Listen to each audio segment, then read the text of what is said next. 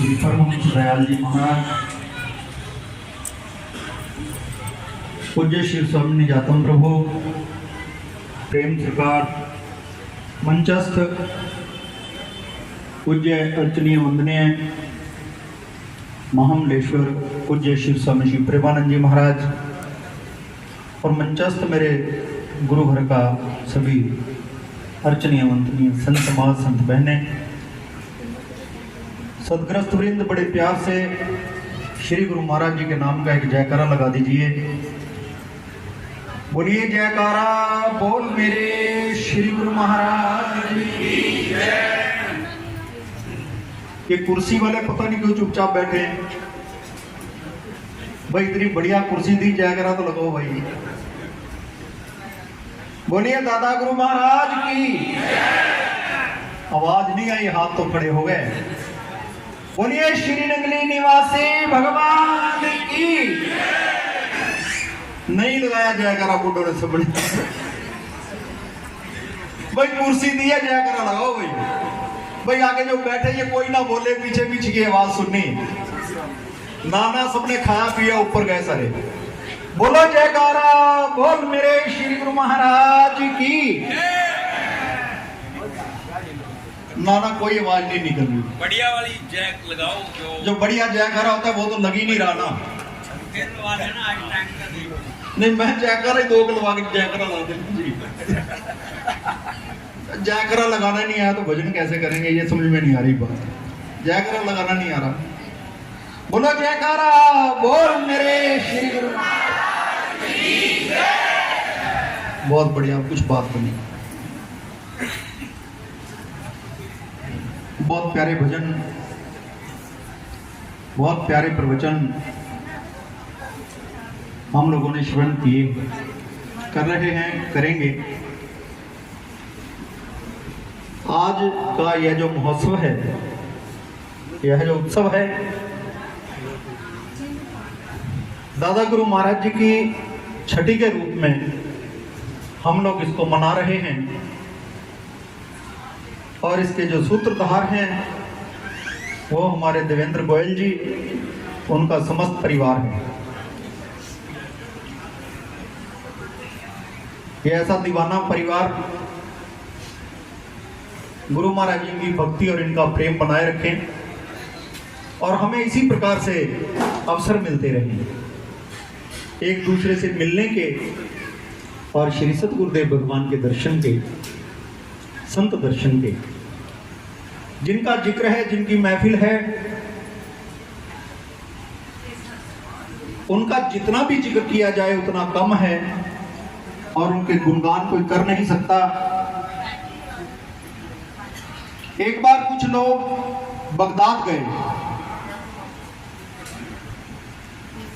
वहां जाकर जो गौस पाक वहां के उस वक्त के बहुत बड़े मुसलमानों के जो थे, वहां जाकर सजदा किया और एक सवाल भी किया कि इस वक्त हिंदुस्तान में सबसे बड़ा फकीर कौन है। तो वो जो गौस पाक थे उन्होंने कहा कि हिंदुस्तान के जो शाह विलायत हैं वो इस वक्त टेरी में विराजमान हैं और उनका नाम है पूज्य श्री स्वामी अद्वैतानंद जी महाराज, जिनको परमहंस दयाल जी महाराज के नाम से जानते हैं।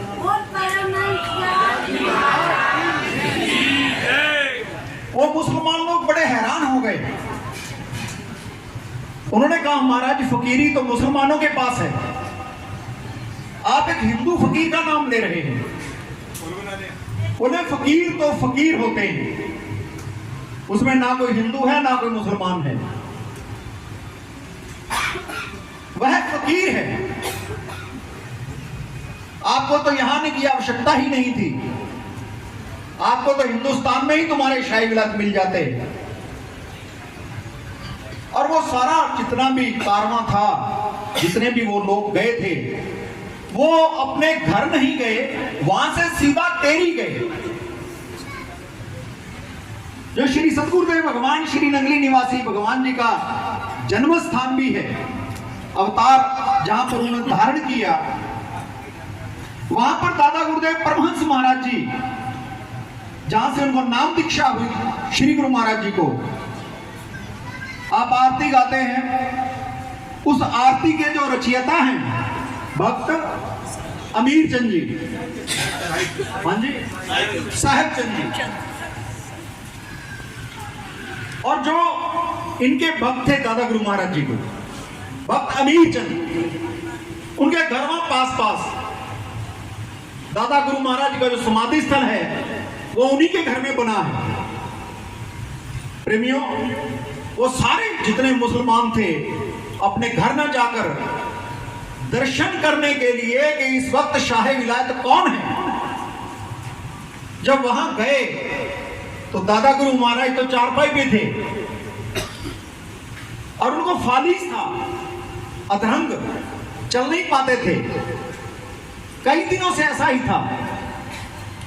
तो सारे बड़े हैरान हो गए कि जो स्वयं ही नहीं चल पाता, जो स्वयं अपने आप को ठीक नहीं कर पाता, वो शाही विलायत कैसे हो सकता है।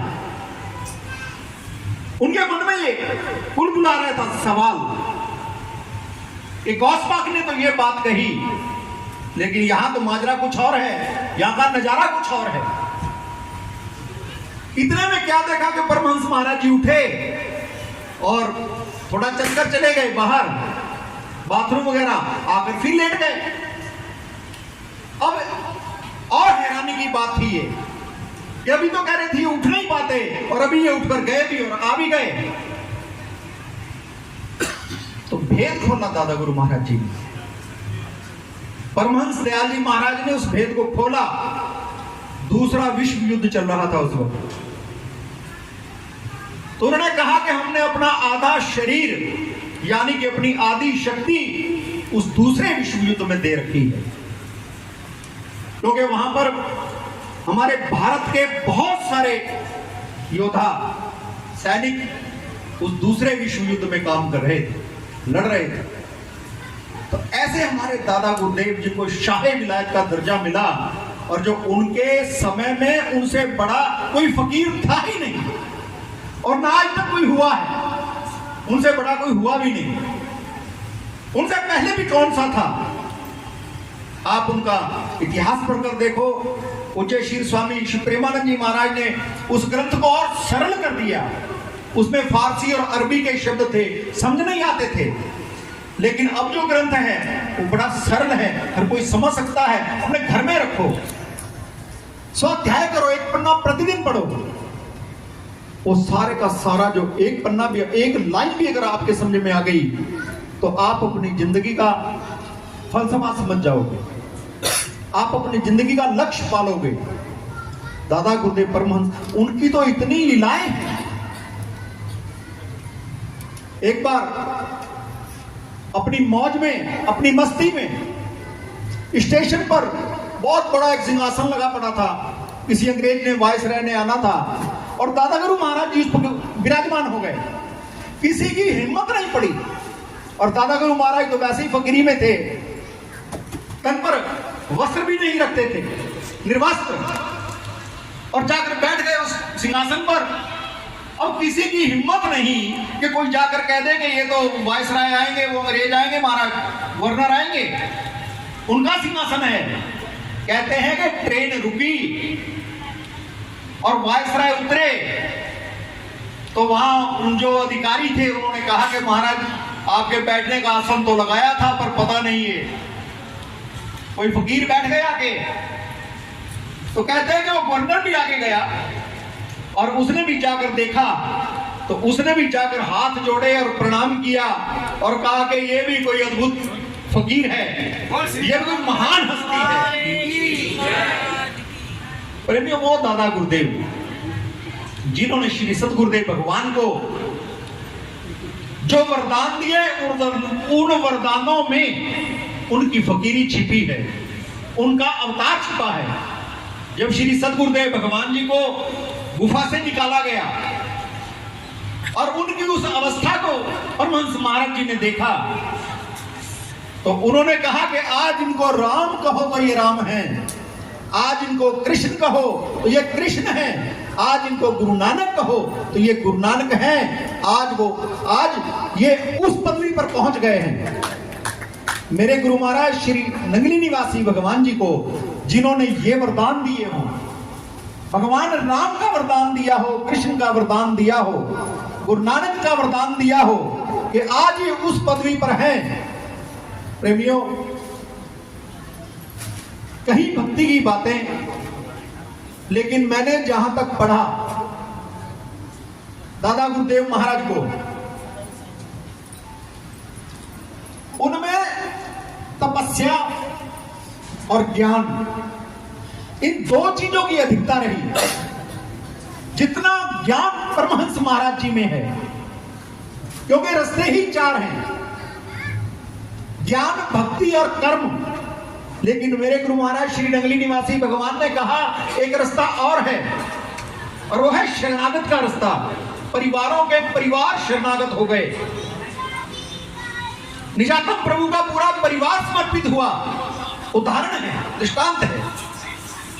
और न जाने उस वक्त आप आनंदपुर देखते हो, ये पथरीला एरिया था, और कहते हैं कि 3 गांव की संगत थी, 3 गांव बसे बाद में, जिन्होंने इसको तोड़ तोड़ कर प्लेन किया। परिवारों के परिवार भगवान ने, नंगली निवासी प्रभु ने वो चलाया चक्र शरणागत का। शरणागत योग किसी ने कर्म से प्राप्त किया, किसी ने भक्ति से प्राप्त किया, किसी ने ज्ञान से प्राप्त किया। लेकिन श्री गुरु ने कहा कि शरणागत होकर, शरणागत का भाव समझते हो, दूसरा शब्द होता है इसका समर्पण। अर्जुन को लास्ट 18वें अध्याय में भगवान ने प्रश्न किया कि अर्जुन, मैंने तुझे 17 योग बता दिए, तेरे पल्ले कुछ पड़ा, तेरी समझ में कोई बात आई? अर्जुन ने ऐसे सिर हिलाया, बोले नहीं महाराज, मेरे कुछ समझ में नहीं आया। तो भगवान ने जो योग उस वक्त अर्जुन को दिया, समर्पण का योग, सर्वधर्मान् प्रत्यज्य मामेकं शरणं व्रज अहं त्वा सर्व पापेभ्यो मोक्षयिष्यामि मा शुचि। मामेकं शरणं व्रज, केवल तू मेरी शरण में आ जा, मेरी शरण प्राप्त कर। छोड़ तू सारे धर्म, छोड़ तू सारे योग। और यही योग मेरे श्री गुरु महाराज श्री नंगली निवासी भगवान ने इस कलयुग में उस द्वापर के योग को फिर स्थापित किया।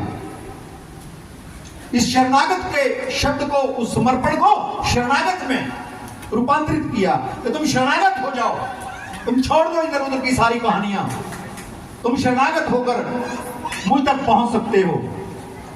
प्रेमियों, भगवान तो भुजा उठाकर कहते हैं इस बात को कि तुम मेरे समर्पण हो जाओ। लेकिन एक भाव जो भक्तों का है वो ये भी है, तुलसीदास जैसा। एक चौराहे पर तुलसीदास बैठे हैं, भजन कर रहे हैं। किसी ने कहा कि अरे तुलसीदास जी, तुम यहां कैसे बैठे? उसने कहा और कहां बैठूं? अरे मेरे से भक्ति नहीं होती, ज्ञान मेरे पास है नहीं, कर्म मेरे से कोई ढंग का होता नहीं, शरणागत आज तक हो नहीं पाया। उसने कहा महाराज, ये चौराहा, बोला देखो इसमें 4 रास्ते मिलते हैं, एक ज्ञान का लगा लो, एक कर्म का लगा लो, एक भक्ति का लगा लो, एक शरणागत का लगा लो। ये 4 रास्ते हैं, इनके सिवा कोई रास्ता नहीं कि प्रभु तक पहुंचा जा सके। लेकिन मैं तो भक्त हूं और वो भी नादान। बोले किसी भी रास्ते से आए, इस चौराहे से होकर गुजरेगा। तो उन्होंने कहा ये चौराहा कौन सा है? बोला ये कृपा का चौराहा है। मैं तो केवल गुरु की कृपा को देखता हूं, वो किधर से भी आए, लेकिन मेरे सिर पर हाथ रख के जाए, मेरे ऊपर कृपा करके जाएगा। या तो कोई ऐसा भाव भी आदमी बना ले तो तब भी उसे प्राप्त कर सकता है। प्रेमियों, बहुत कहने को है, लेकिन मैं भी समय की उल्लंघना नहीं करना चाहता। हमारे पूज्य महामंडलेश्वर श्री स्वामी श्री प्रेमानंद जी महाराज, उनके बारे में एक बात कहना चाहता हूं आप सरोवर पर गए इस बार? कौन कौन गया, हाथ उठाओ। थोड़े गए। सरोवर एक ऐसा, नंगली साहब का सरोवर बन गया है, मेरे ख्याल ज्यादा नहीं तो मैं तो मोटा मोटा अंदाजा लगा रहा था कि 60-70 लाख रुपया लगा दिया होगा स्वामी जी ने। और बहनों के लिए विशेष व्यवस्था, स्नान की, और स्विमिंग पूल भी आपके 5 स्टार वाले क्या करेंगे उसके सामने। ऐसा सुंदर सरोवर श्री सतगुरुदेव भगवान जी का बनकर तैयार हो गया नंगली साहब में।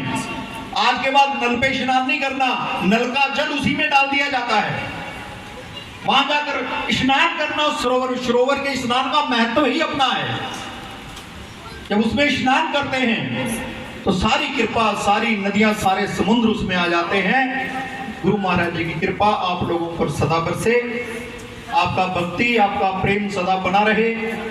गुरु महाराज जी के चरणों से सदा आप लोग जुड़े रहो, आपके घर आंगन सदा सदा खुशियों से महकते रहें। और मेरे दादा गुरु महाराज, मेरे श्री नंगली निवासी भगवान जी की कृपा, और जो भी आपके रहबर हैं उनकी कृपा आपके ऊपर सदा सदा बनी रहे। आपका ध्यान, आपका भजन सदा बना रहे। इन्हीं शब्दों के साथ एक बार फिर से मैं देवेंद्र गोयल जी और उनके परिवार को लाख लाख बधाइयां देता हूं। आप सब लोगों को भी, और गुरु महाराज जी के चरणों में प्रार्थना भी करता हूं कि श्री सतगुरुदेव भगवान कृपा करें, यह परिवार इसी प्रकार फलता फूलता रहे और बच्चे सदा श्री सतगुरुदेव भगवान के चरणों में लगे रहें। मेरे गुरु महाराज कृपा करें, इनको सदा स्वस्थ रखें और सदा ही इनके ऊपर उनकी कृपा बनी रहे। इन्हीं शब्दों के साथ वाणी को विराम देता हूं। एक बार जयकारा लगा दीजिए। बोलिए जयकारा बोल मेरे श्री गुरु महाराज जी